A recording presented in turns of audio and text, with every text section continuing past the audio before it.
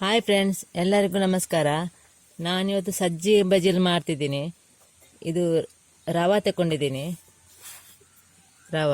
ದೊಡ್ಡ ರವೆ ತಗೊಂಡಿದ್ದೀನಿ. ಇದರಲ್ಲಿ 1/4 kg ಇದೆ, ಅರ್ಧ ಕಪ್ ಇದೆ. ಇದರಲ್ಲಿ 1.5 ಕಪ್ ನೀರು ಹಾಕಬೇಕು. ಇದಕ್ಕೆ ಬೇಯುವಾಗ ಬೇಕಾಗುವ ಸಾಮಗ್ರಿಗಳು: ಕಡಲೆ ತಗೊಂಡಿದ್ದೀನಿ, ನೆಲಗಡಲೆ ಅಂತಾರೆ ನಾವು, ಶೇಂಗಾ, ಉದ್ದಿನ ಬೇಳೆ ತಗೊಂಡಿದ್ದೀನಿ 1 ಸ್ಪೂನ್ ಇದೆ. ಇದರಲ್ಲಿ ಸಾಸಿವೆ, ಕಡಲೆ, ಇದು ಸಕ್ಕರೆ 1 ಸ್ಪೂನ್ ಇದೆ, ಟೇಬಲ್ ಸ್ಪೂನು.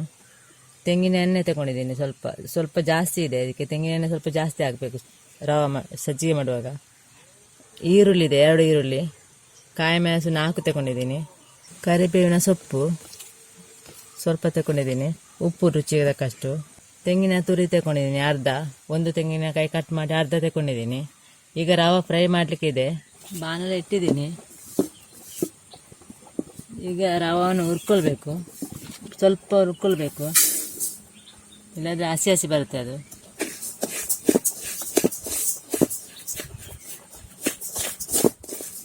ಫ್ರೈ ಆಯಿತು ಚೆನ್ನಾಗಿ, ಸಾಕು, ಕಲರ್ ಚೇಂಜ್ ಆಯ್ತಿದೆ, ಅದು ಸಾಕು. ಇದು ತೆಗಿತಾ ಇದ್ದೀನಿ.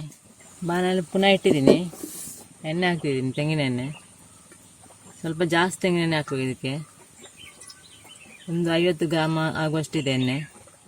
ಎಣ್ಣೆ ಬಿಸಿ ಆಯಿತು, ಸಾಸಿವೆ ಹಾಕ್ತಿದ್ದೀನಿ.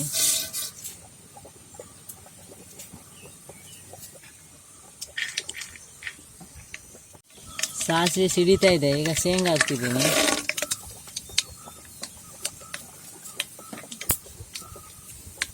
ಕಡಲೆ ಹಾಕ್ತಾಯಿದ್ದೀನಿ, ಕಡಲೆಬೇಳೆ, ಉದ್ದಿನ ಬೇಳೆ ಹಾಕ್ತಿದ್ದೀನಿ.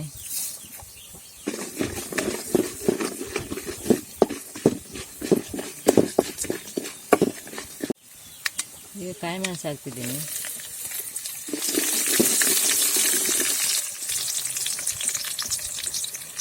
ಕರಿಬೇವಿನ ಸೊಪ್ಪು ಹಾಕ್ತಿದ್ದೀನಿ.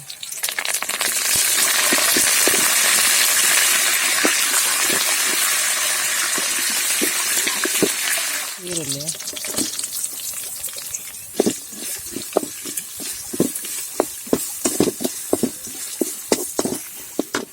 ಫ್ರೈ ಆಯಿತು. ಈಗ ನೀರು ಹಾಕ್ತಿದ್ದೀನಿ. ಇದರಲ್ಲಿ 1.5 ಕಪ್ ಹಾಕ್ತಿದ್ದೀನಿ.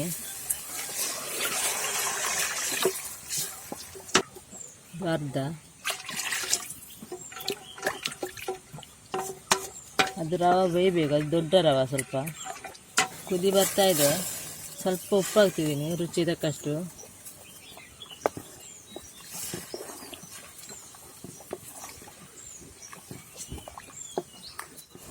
ಸಕ್ಕರೆ ಹಾಕ್ತಾಯಿದ್ದೀನಿ ಸ್ವಲ್ಪ.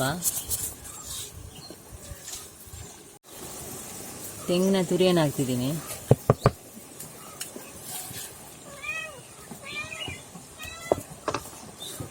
ಎಲ್ಲ ಸಾಮಗ್ರಿಗಳನ್ನು ಹಾಕಿ ಆಯಿತು. ಈಗ ರವೆ ಹಾಕ್ತಿದ್ದೀನಿ. ಈಗ ತಿರ್ಸ್ಬೇಕಿಲ್ಲ, ಅದು ಗಂಟು ಬಂದರೆ ಈಗ ತಿರ್ಸ್ಬೇಕು, ಗಂಟು ಬರ್ತದೆ. ಸ್ವಲ್ಪ ಸ್ವಲ್ಪ ಆಗಬೇಕು. ಈಗ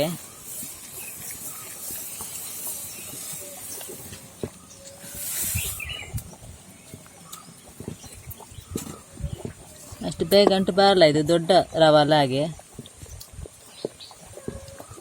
ಇನ್ನು ಸ್ವಲ್ಪ ಬೇಯಬೇಕಿದು. ರೆಡಿ ಆಯಿತು, ರವೆ ಉಪ್ಪಿಟ್ಟು ರೆಡಿ ಆಯಿತು. ಈಗ ಅವಲಕ್ಕಿ ಮಾಡಲಿಕ್ಕೆ ಇದೆ.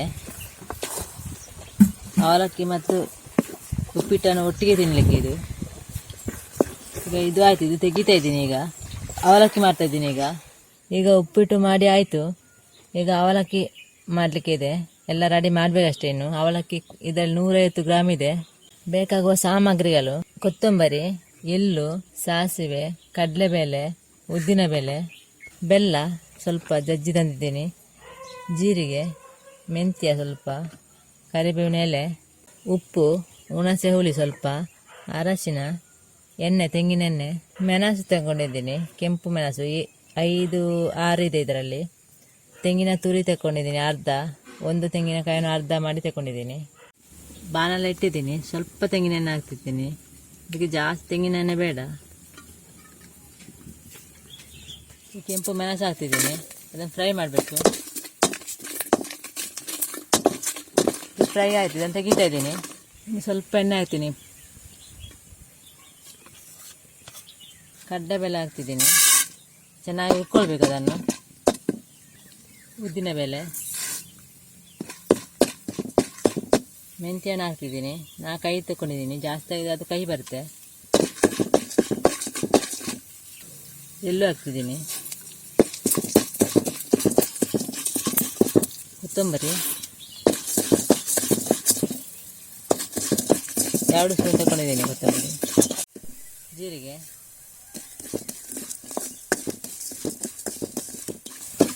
ಸಾಸಿವೆ ಸ್ವಲ್ಪ,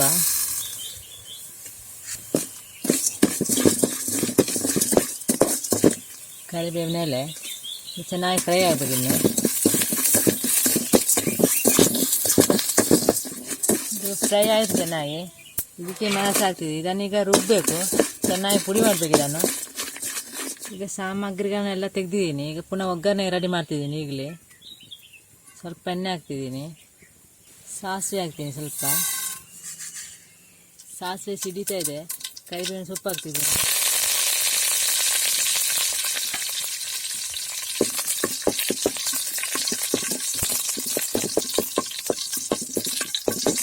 ಇದು ಒಗ್ಗರಣೆಗೆ ಇದು ಸ್ವಲ್ಪ ಅರಶಿನ ಹಾಕ್ತಿದ್ದೀನಿ.